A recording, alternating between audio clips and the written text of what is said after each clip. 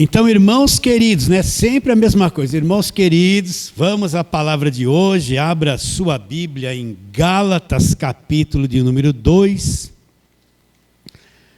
E nós vamos ler bastante hoje, do verso 1 ao verso 14. Gálatas, capítulo 2, versos 1 a 14. Já é a terceira pregação que nós estamos nestes mesmos versos. E vamos ficar nestes versos até que isso se esclareça dentro de cada um de nós. Então, Gálatas 2, versos 1 a 14. Vou ler. Todos já abriram a Bíblia, tudo direitinho? 14 anos depois, subi outra vez a Jerusalém com Barnabé, levando também Tito. Paulo agora já tinha os discípulos, já tinha os seguidores. Subi em obediência a uma revelação e lhes expus o evangelho que pregue entre os gentios. Agora presta atenção. Mas em particular aos que pareciam ser de maior influência, para de algum modo não correr ou ter corrido em vão. Contudo, nem mesmo Tito, que estava comigo, sendo grego, foi constrangido a circuncidar-se. E isto por causa dos falsos irmãos que se entremeteram com o fim de espreitar a nossa liberdade que temos em Cristo e, reduzir-nos à escravidão, os quais nem por uma hora nos submetemos para que a verdade do Evangelho permanecesse entre vós. E quanto àqueles que pareciam ser de maior influência, quais tenham sido outrora, não me interessa, Deus não aceita a aparência do homem.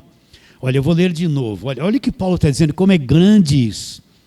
E quanto àqueles que pareciam ser de maior influência, quais tenham sido em outra hora, em outro tempo, não me interessa, Deus não aceita a aparência do homem, esses digo que pareciam ser alguma coisa, olha lá, nada me acrescentaram. Antes, pelo contrário, agora presta atenção no verso 7.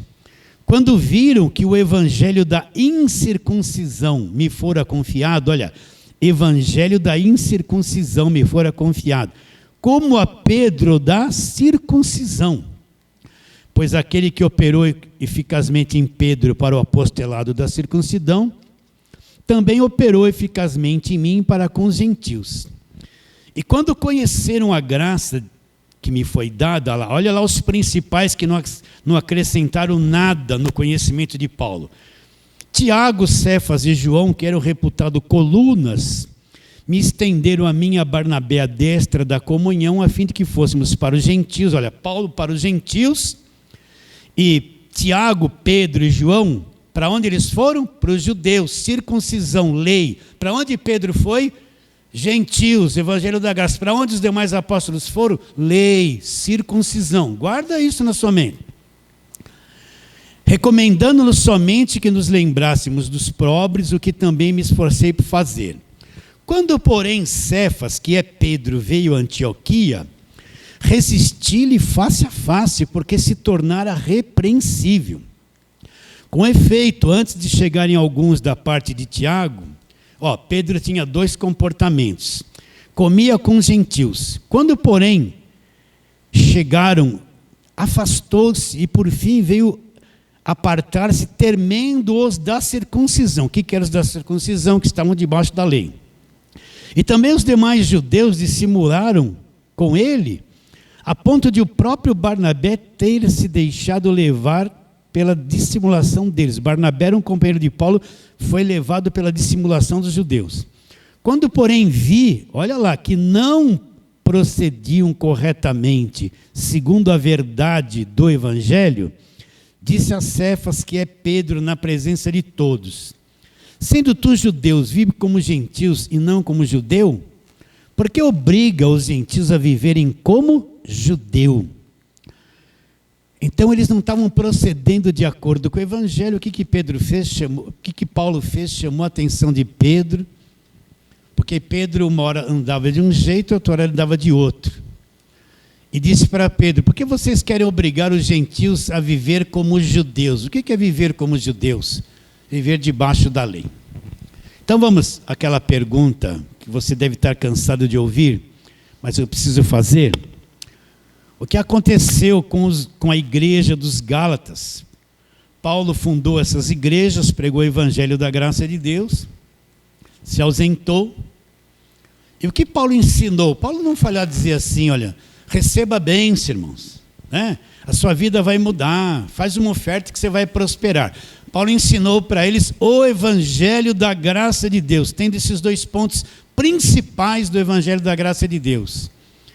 É que o homem é salvo pela graça, não tem uma obra, um esforço, um suor que ele possa derramar, que lhe dê condições de salvação.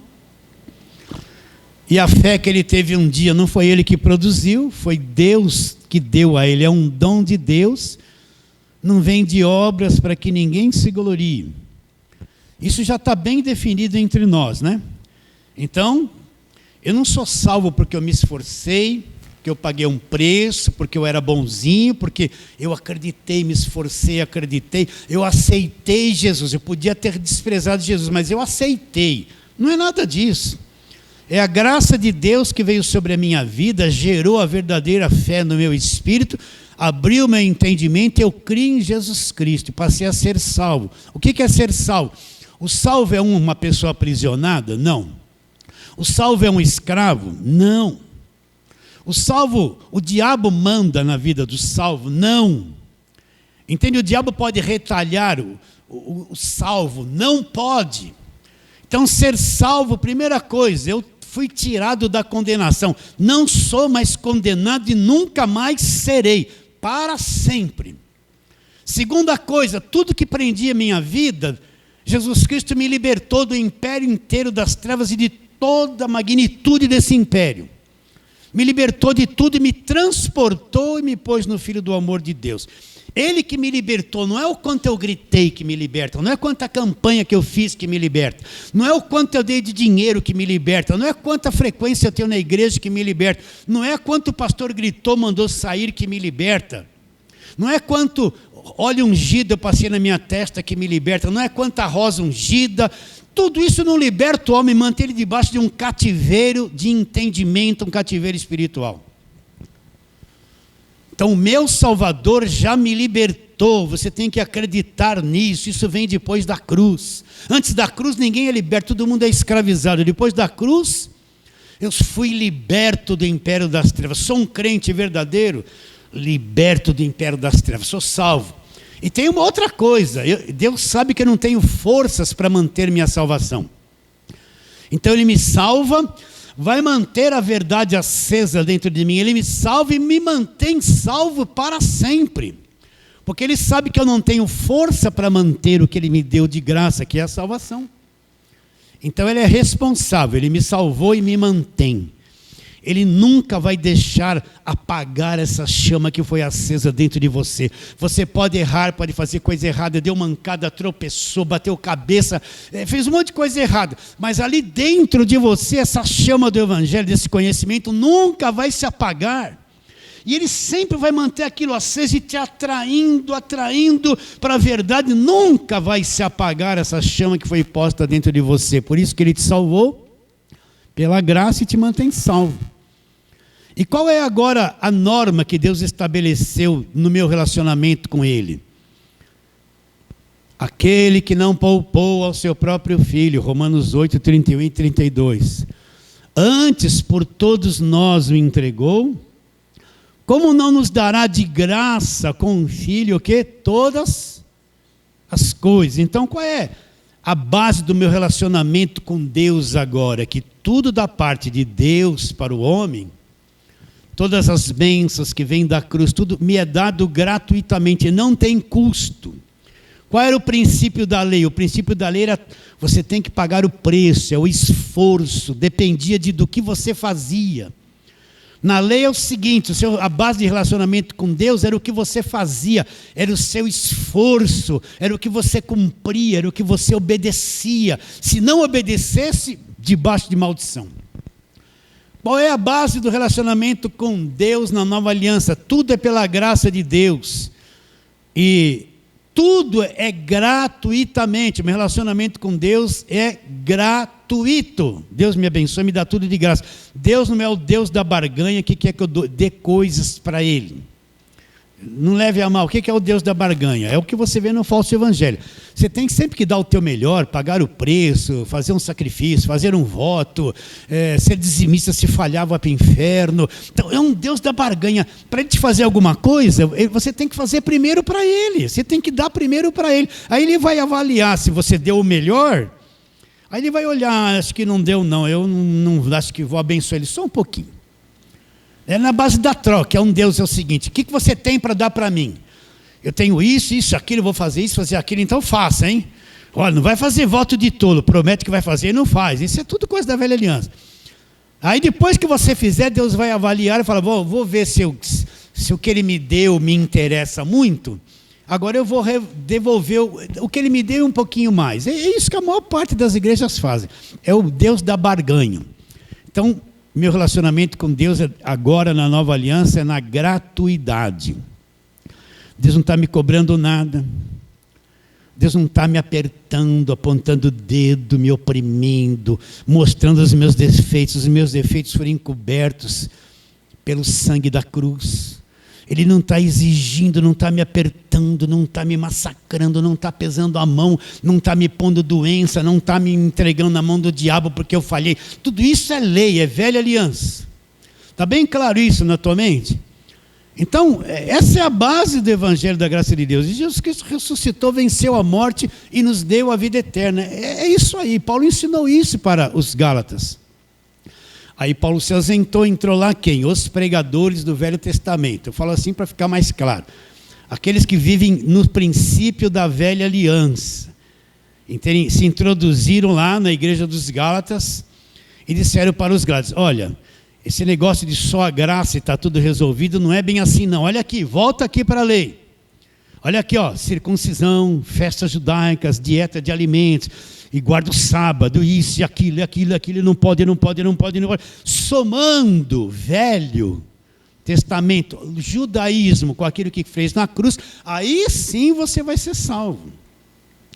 E o que aconteceu com os Gálatas? Por isso que os crentes novos, pelo amor de Deus, os crentes novos eles são tão enganados. Quantas pessoas que estivemos aqui novinhos não deram tempo para crescer, sabe? Ouviram um pouquinho da graça. Quando a coisa estava crescendo ali, de repente se envolve com quem não tem que se envolver. E, sabe, acaba desvirtuando. Uma vez veio uma irmã, logo... pastor, olha, 15 anos depois ela me falou isso. Quando eu vim aqui na igreja, aquele começo, eu não entendia nada. Eu detestava o que o senhor falava. 15 anos depois, agora ela não está mais aqui, está em outro estado. Ela entrou em contato comigo. Agora que eu estou entendendo o Evangelho da Graça de Deus. Pena que eu mudei de São Paulo. Não entendeu nada no começo. Vocês entendem? Eu falo assim dos novinhos, porque os novinhos são que nem mata-borrão. Hoje não existe mais mata-borrão, é branquinho, né? Mas quando a gente ia na escola, tinha um mata-borrão. Punha uma tinta lá, uma coisa que você grudava, ele chupava a tinta e absorvia a tinta, dava para usar aquele papel ainda que tinha estragado com aquela tinta. O crente novo é que nem matar borrão. Qualquer coisa que você fala, ele acredita. Por isso a importância de estar num lugar que abre as cartas de Paulo, ensine tudo direitinho, desde a queda do homem, o pecado, a vinda de Jesus Cristo, tudo que foi feito na cruz. Não é? Então, eles entraram na igreja dos Gálatas, os judaizantes, os pregadores do Velho Testamento, e perverteram o Evangelho, contaminaram a fé deles, dos Gálatas, a cabeça deles, e os Gálatas voltaram as costas para o que Paulo ensinou, e começaram a tentar alcançar, por lei, aquilo que foi dado gratuitamente na cruz. Então, esse é o quadro da igreja brasileira. A igreja brasileira devia tudo ser sinagogas, porque só prega Velho Testamento e judaísmo o tempo todo, né? Sim ou não? Você vê essas coisas, né? Toda hora é uma pregação de Velho Testamento. Ou então, pregam mais o diabo do que o Jesus Cristo dentro da igreja. Tudo é o diabo, pega mais demônio do que Jesus Cristo. E mantém o povo escravizado ali. Então, Paulo escreve essa carta para quê? Olha lá o verso 6 do capítulo 1 de Gálatas. Admira-me que tão depressa, não deram tempo para amadurecer, está passando tão depressa. daquele que vos chamou da graça de Cristo lá para outro evangelho, o qual não é outro, olhos perturbadores são os pregadores da lei, senão alguns que vos perturbam, querem perverter o evangelho de Cristo. Aí Paulo adverte, mas ainda que nós, ou mesmo um anjo vindo do céu, pregue evangelho que vai além do que temos pregado, seja o que? Anátema, amaldiçoado. Assim como já dissemos e agora repito, se alguém vos prega evangelho que vai além do que recebesse, seja anátema. O que é o evangelho que vai além?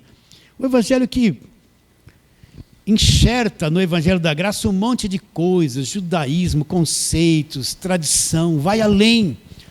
Qual é a reação que nós temos que ter? Seja anátema. Então Paulo escreve essa carta para corrigir a mente dos gálatas, exortá-los, mostrar o caminho onde eles erraram, que eles têm que retroceder. Então Paulo vai trabalhar a carta toda dizendo que a lei, a velha aliança acabou na cruz e nós estamos na nova aliança.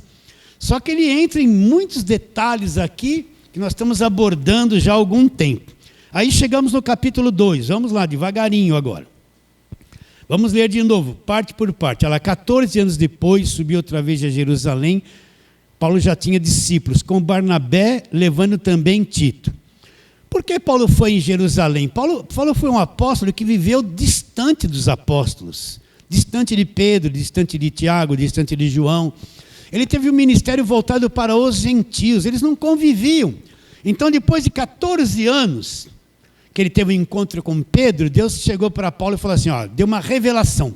Paulo, agora você vai lá entre os principais da igreja de Jerusalém. Lá vai estar Pedro, Tiago, João, Judas, está tudo lá os apóstolos. Porque eles viviam em Jerusalém, a sede da igreja dos apóstolos era Jerusalém. Até então, a mentalidade deles, Jesus só veio para os judeus. Não tinha entendido que é para os gentios, só Paulo que entendia.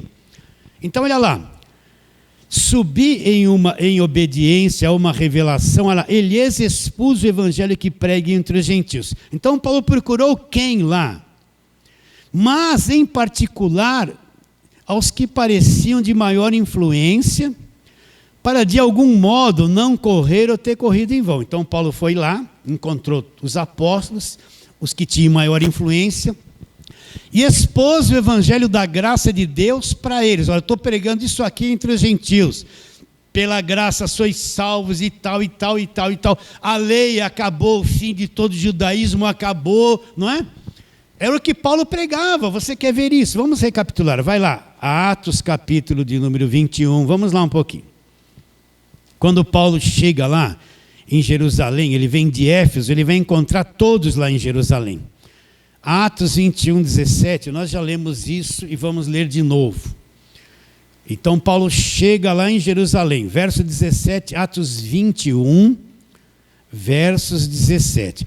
Tendo nós chegado a Jerusalém, os irmãos nos receberam com alegria. No dia seguinte, Paulo foi conosco, encontrar-se com quem? Um dos apóstolos. Quem? Tiago. Tiago que escreveu que a fé sem obras é morta. Totalmente contrário àquilo que Paulo pregava. Continuando. E a todos os presbíteros se reuniram. Todas as autoridades lá se reuniram.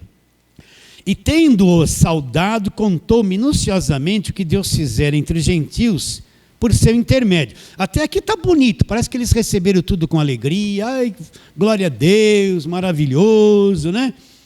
Mas olha o que aconteceu. Ouvindo, deram eles glória a Deus e disseram, bem vês, irmãos, quantas dezenas de milhares há entre os judeus que creram, e todos são o quê? Zelosos da lei. Então os apóstolos, os primeiros apóstolos, eles viviam, eram tudo apóstolos, viveram o ministério terreno de Jesus Cristo, mas todos eles voltados para a lei.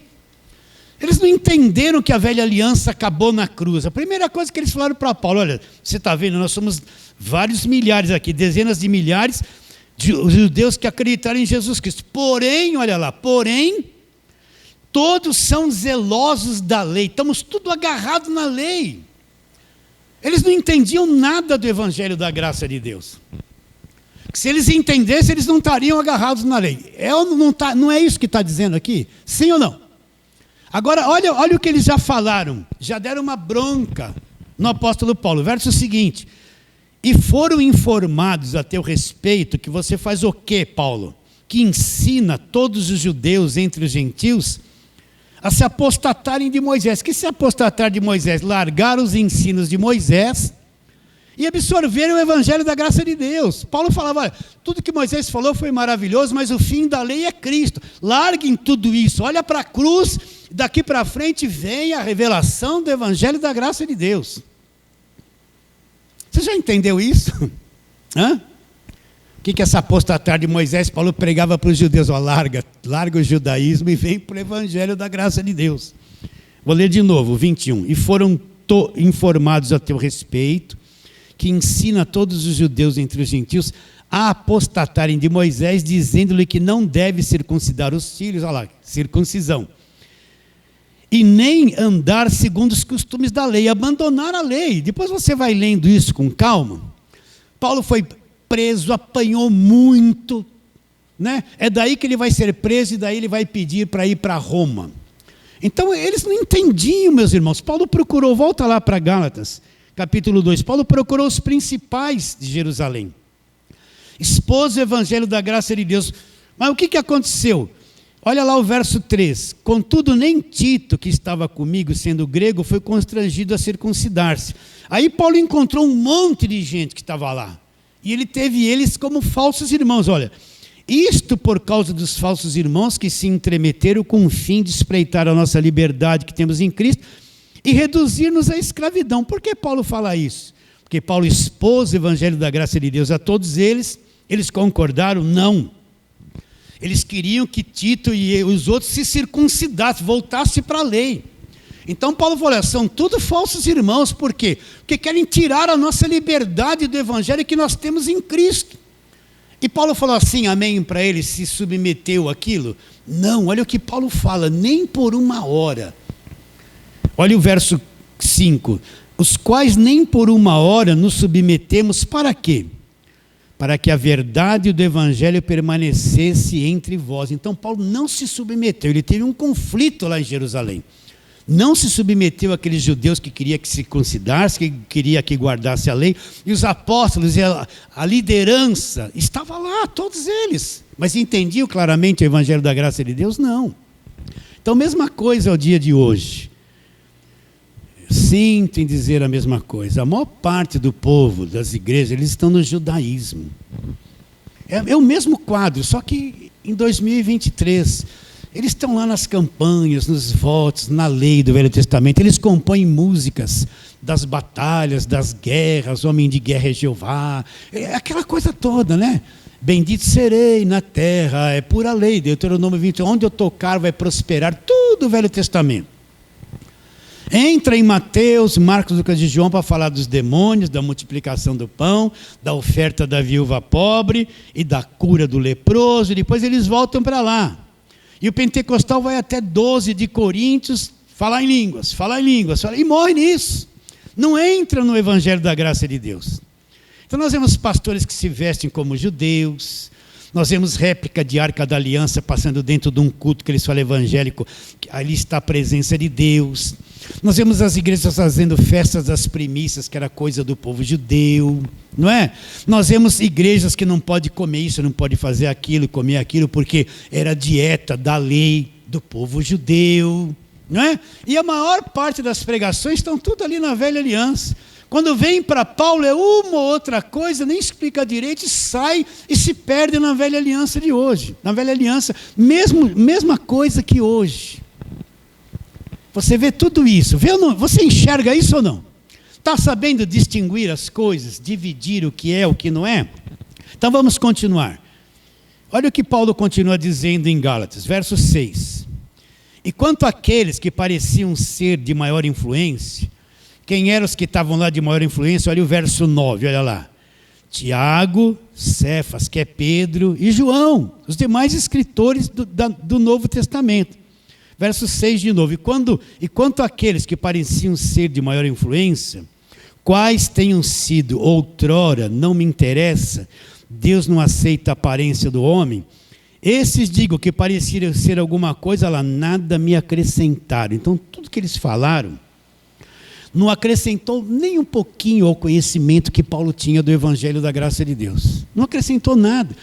O conhecimento que Paulo tinha não foi acrescentado nada perto do que tudo aquilo que eles falaram. Porque eles falaram o quê? Judaísmo, velha aliança. Vamos em frente.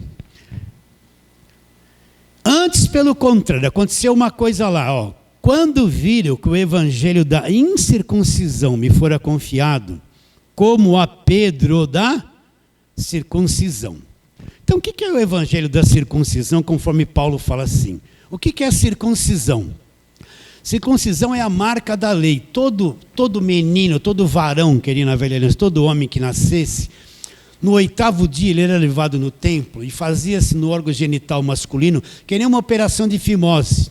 Conta essa história aqui nos polegares dos rabinos. Eles deixavam a unha crescer e afiavam a unha dos dois lados, como se fosse uma lixa, deixavam aquilo cortante. Quando trazia-se a criança, eles faziam a circuncisão. Eles pegavam aquela unha grande e circuncidava todos os meninos. Você pode ver que em Lucas, no 8º dia, Jesus foi levado lá para ser circuncidado, né? E estava obrigado a guardar toda a lei. Então, o que é o evangelho da circuncisão? É o ensino debaixo da lei, que não viu a diferença de lei e graça ainda. É o pregador que está debaixo da velha aliança, ele está debaixo da circuncisão, da lei, dos ensinos da lei. Não entende nada do evangelho da graça de Deus. Estamos indo? Você está entendendo isso? Então, sempre quando você vai ver muitos na carta de Paulo, é o único que falava muito sobre isso, circuncisão e incircuncisão. Quando você vê Paulo falando os da circuncisão, sobre a circuncisão, o que você vai ter em mente? São aqueles que criam em Cristo, mas viviam debaixo da lei, não entendiam e não criam, não compreendiam o evangelho da graça de Deus. Então, nós vemos 2 ministérios, Paulo discernindo e dividindo aqui, ó. Vamos ler de novo. Antes, pelo contrário, quando viram com o evangelho da incircuncisão, o que é o evangelho da incircuncisão? É o evangelho que não tem nada de lei, nada da velha aliança, nada de judaísmo. É o evangelho da graça de Deus que tem que ser pregado aos gentios, que Deus chamou o apóstolo Paulo para fazer isso. Então, qual era o ministério de Paulo? Pregar o evangelho da graça de Deus, mostrar o fim da lei do judaísmo, ensinar os demais povos a obedecer o evangelho da graça de Deus, cujo ponto principal é o que Cristo fez na cruz. Então, qual era o ministério de Paulo? Qual era o evangelho de Paulo? Da incircuncisão, o evangelho da graça de Deus. Agora, Pedro foi encarregado de quê? Olha lá.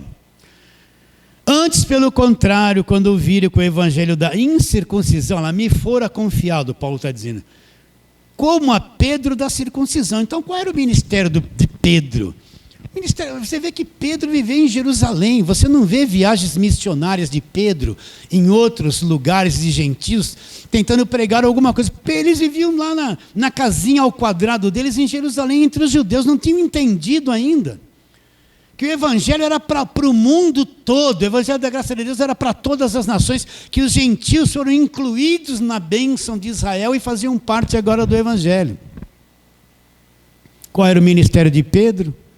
Evangelho da circuncisão, viver debaixo do judaísmo, debaixo da lei, naqueles ensinamentos debaixo da lei.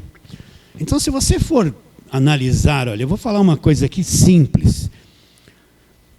Leia a carta de Tiago, você tem que ler para entender o que eu estou dizendo. Leia a carta 1ª, 2ª, 3ª de João. Leia Judas e Apocalipse. Você vai ver, e leia 1ª e 2ª Pedro, você vai ver que eles não tiveram uma visão clara do evangelho da graça de Deus. Pedro fala alguma coisa sobre a graça, mas muito, muito pouco.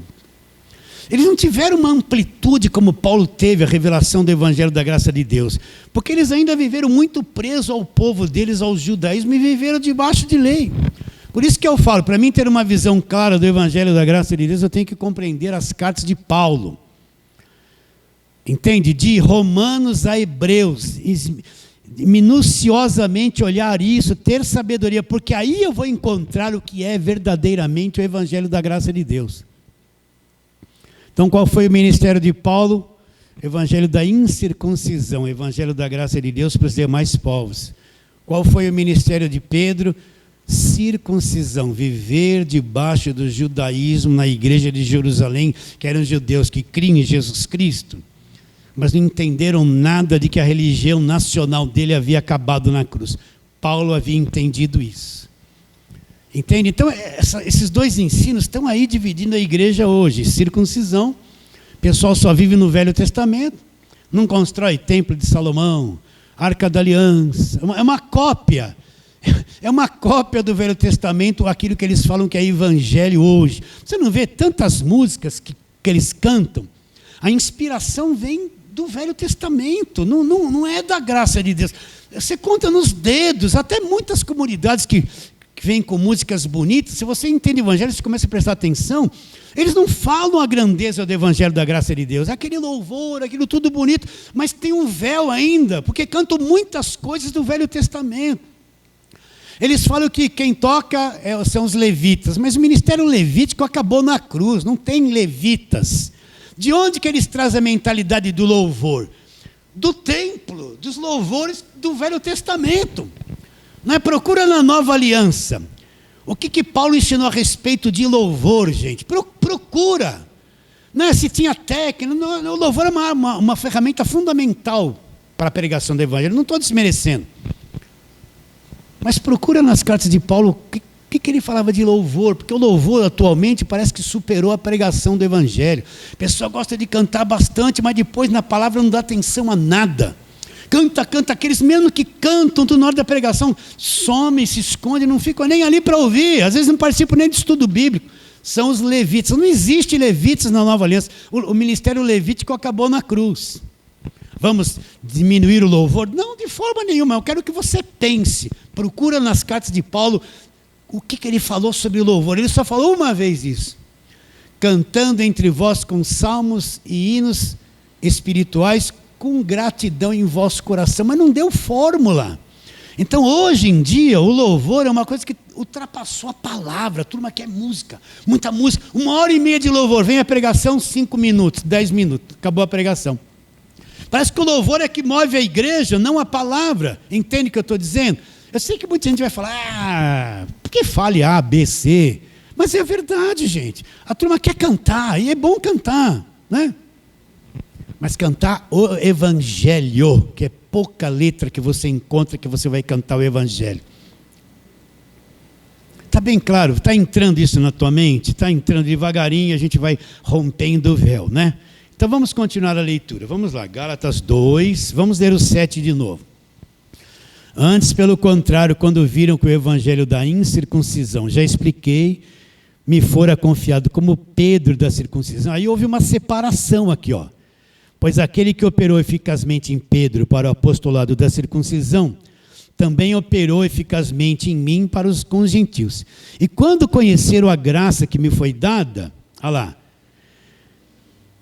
quando conheceram a graça que me foi dada, Tiago, Cefas e João, que eram as colunas, os que sustentavam a igreja da velha aliança, me estenderam a mim, a Barnabé, a destra da comunhão, a fim de que fôssemos para o gentio, e eles para onde? Para a circuncidão, para o judeu. Então eles se separaram, Paulo, gentios é o seu negócio e nós os judeus. Está aqui a divisão. Se eu não souber separar o que é e o que não é, eu não consigo entender o evangelho da graça de Deus. O evangelho de hoje é uma coisa misturada, mais Velho Testamento do que Novo. Mais velho do que novo. Continuando. Recomendando-nos somente que nos lembrássemos dos pobres, o que também me esforcei por fazer. Agora, passa-se um tempinho, olha o que Paulo fala. Paulo vai dar uma dura em Pedro.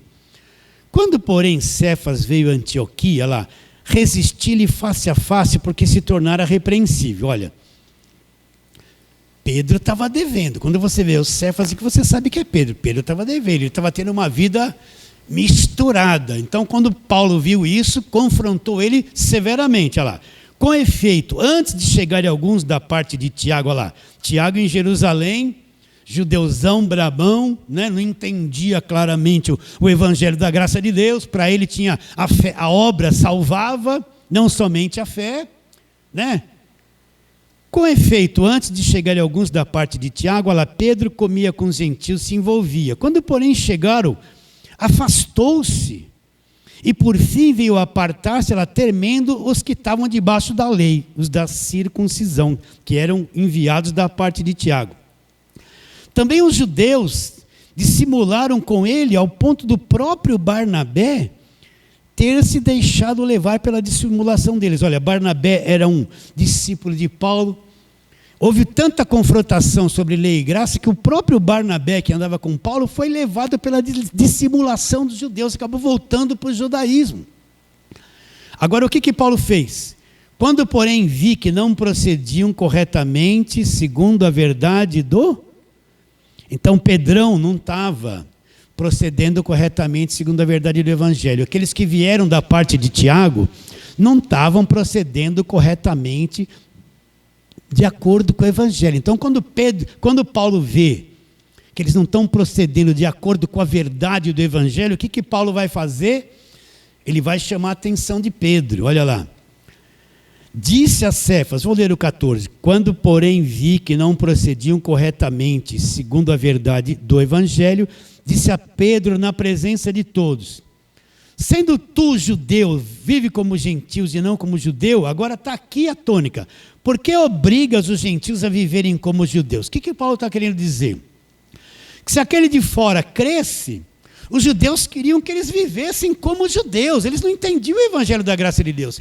Então Pedro estava forçando os gentios, que faziam parte do evangelho da graça de Deus, não faziam parte da lei, a se submeter como se fossem judeus, a viver debaixo da lei. Eles que estavam forçando eles virem para o judaísmo e creem em Cristo, mas ficar submetido como se fosse um judeu e ter um comportamento de judeu. É o quadro de hoje, né? A pessoa vive no Velho Testamento, faz aquelas coisas e se prega o Velho Testamento. E muita gente anda que nem judeu, né? Olha, existem as proibições de roupa para a mulher, proibições de roupa para o homem. Olha, tem uma igreja que você olha, os homens estão todos sentados do lado de paletó e gravata. E as mulheres do outro lado não podem sentar homem com mulher. O marido vai com a esposa na igreja, a esposa não pode sentar do lado dele. E nem as filhas, têm que sentar separadas e pôr um véu na cabeça. Aquilo é santidade, vocês estão entendendo? Tudo isso é lei, é legalismo, é escravidão. Porque o homem tem que usar só paletó e gravata, só vai na igreja de paletó e gravata? Porque uma mulher não pode pôr uma calça comprida. Existe calça comprida para homem, existe calça comprida para mulher. A mulher que tem a sabedoria, como é que vai se vestir. Não é? Mas você vê, tudo é lei, tudo é jugo, paletó e gravata, escravidão, não pode, separa mulher de homem no cu. Tudo judaísmo, tudo escravidão, gente. Você entende o que eu estou dizendo ou não? Isso aí, porque o homem tem que usar paletó e gravata para pregar a palavra num calor desse? Por quê? Porque se não for, não é santo. Tudo lei, tudo coisa inventada, tudo escravidão, tudo circuncisão. Então o que Paulo fala? No verso de número 14, quando porém vi que não procediu corretamente segundo a verdade do Evangelho, disse a Cefas na presença de todos, sendo tu judeus vive como gentios, e não como judeu, por que obrigas os gentios a viverem como judeus? Nós judeus por natureza e não pecadores entre gentios. Então qual a conclusão que a gente chega? Que os demais apóstolos que estavam em Jerusalém, todos eles creram em Cristo, eles não entenderam claramente o fim do sistema religioso deles. Eles não entenderam claramente que tudo aquilo se cumpriu. E que quando Jesus está ali na última Páscoa ou na ceia, ele diz, este cálice é o novo testamento no meu sangue, vai começar tudo novo. Esse pão é o meu corpo que vai ser partido por vós, esse cálice é o novo testamento no meu sangue. Esse cálice é o novo testamento no meu sangue. Vamos lá para a segunda carta de Paulo aos Coríntios, vamos lá. Segunda carta de Paulo aos Coríntios, capítulo de número 3. Como é difícil as pessoas entenderem isso, mas está tudo aqui na Bíblia. Nós estamos lendo os versos, não estamos inventando coisas. Capítulo 3, segunda carta de Paulo aos Coríntios, capítulo 3, vamos ler verso 5. Não que por nós mesmos sejamos capazes de pensar alguma coisa. Esse é o princípio da nova aliança. Não que por nós mesmos sejamos capazes de pensar alguma coisa como se partisse de nós. Pelo contrário, a nossa suficiência, a nossa capacidade, quem abriu o nosso entendimento, quem nos ensinou, quem nos revelou, a nossa suficiência vem de Deus. Olha lá, o qual nos habilitou para sermos ministros de quê? Da velha aliança? Não. Ministro de quê? O qual nos habilitou para sermos ministros de uma nova aliança, não da letra da lei. A nova aliança, a coisa é dentro do homem, é no espírito, porque a letra da lei mata. Mas o espírito é que torna a coisa viva, lá dentro de nós. Então Paulo está dizendo que nós somos ministros de um novo testamento, de uma nova aliança. Não a aliança da letra, a letra da lei, a letra gravada em pedras, a letra do judaísmo. Nós não fazemos parte disso. Nós somos ministros de uma nova aliança e temos que pregar e ensinar sobre aquilo que nós somos ministros de uma nova aliança. Não da letra, mas do espírito, porque a letra mata, o espírito vivifica. Agora que ele fala da velha aliança.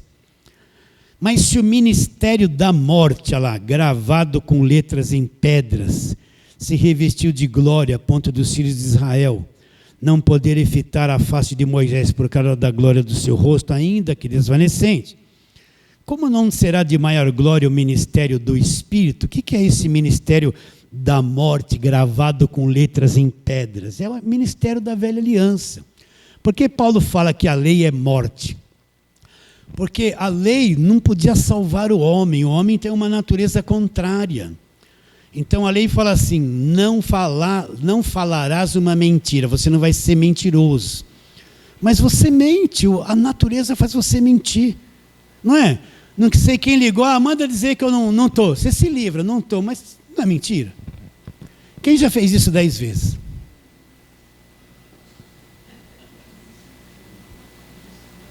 Já perdemos a salvação. Então o que a lei ia fazer para mim? Valdir, você mentiu? Ministério da morte, né? Não cobiçarás. Não vou pedir para levantar a mão. Uma criança pequena, ela olha numa outra com um brinquedo na mão, ela tem maior cobiça por aquilo, não é capaz de dar um beliscão, uma mordida na outra e tomar dela na briga, não é verdade? Quem teve 2 filhos sabe como é, não é? Aponte um que nunca cobiçou. Então a lei vinha com isso, não cobiçarás, não serás mentiroso, seja obediente pai e mãe. Então todos os filhos já estavam condenados, porque todos os filhos não obedecem. Obedece uma coisinha, desobedece 10, né? E são rainheta de vez em quando, haja paciência. Ainda bem que os meus filhos já estão tudo fora de casa, né? Oh glória, aleluia, aleluia. Estou brincando. Então a lei era o ministério da morte, ela pedia coisa para quem tem uma natureza que não consegue obter. Você entende? A lei, ela pedia coisas para alguém com incapacidade de cumprir, não tem força para cumprir. Então se tornou o ministério da morte, o ministério da condenação. Então nós não temos nada a ver com a velha aliança. Os apóstolos não tiveram clareza como Paulo teve sobre o fim da velha aliança. Pedro está aqui registrado, foi repreendido por Paulo porque queria fazer os gentios viverem como judeu. Então, o fim da lei, de tudo aquilo, já acabou na cruz. Eu tenho que ter clareza sobre isso. E ensinar a igreja o que é uma nova aliança, o que aconteceu na cruz daí para frente.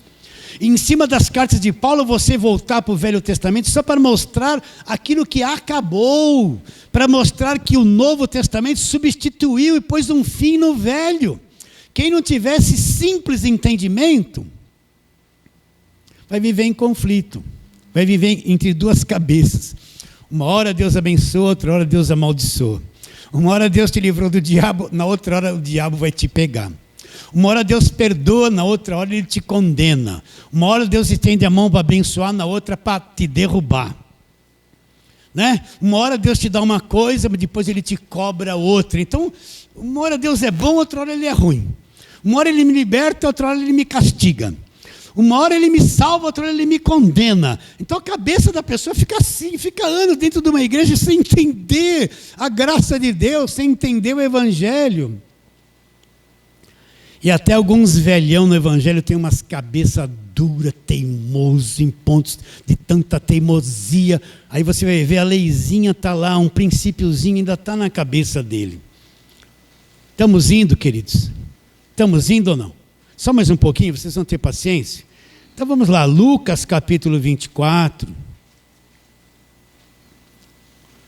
Lucas capítulo 24.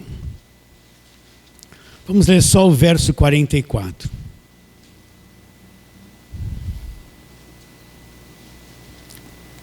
Jesus já morreu, ressuscitou, conversou com ele no caminho de Emaús, né, comeu com eles e aquela história toda. E depois no verso 44, Jesus disse para eles isso, olha. A seguir, Jesus lhes disse, Lucas 24, 44. São essas as palavras que eu vos falei, estando ainda convosco. Importava que se cumprisse tudo que de mim está escrito. Agora, olha a varredura na velha aliança. Escrito aonde? Na lei de Moisés. Então, tudo que estava escrito na lei de Moisés a respeito de Jesus se cumpriu? Se cumpriu. E nos profetas, tudo que estava escrito, que os profetas profetizaram a respeito de Jesus, se cumpriu? Se cumpriu. E nos salmos, tudo que os salmos relataram a respeito de Jesus Cristo, o Cordeiro, o sacrifício, o sofrimento, se cumpriu? Se cumpriu. Ora, se tudo da lei se cumpriu, se tudo que os profetas falaram se cumpriu, se tudo que estava nos salmos a respeito de Jesus se cumpriu, é como você pagar uma dívida, é aquele simples ilustração. Devia 12 mil reais, foi no banco, deu os 12 mil, quitou a dívida, pegou o recibo, acabou. Uma dívida que você pagou, você cumpriu o pagamento, ela não existe mais.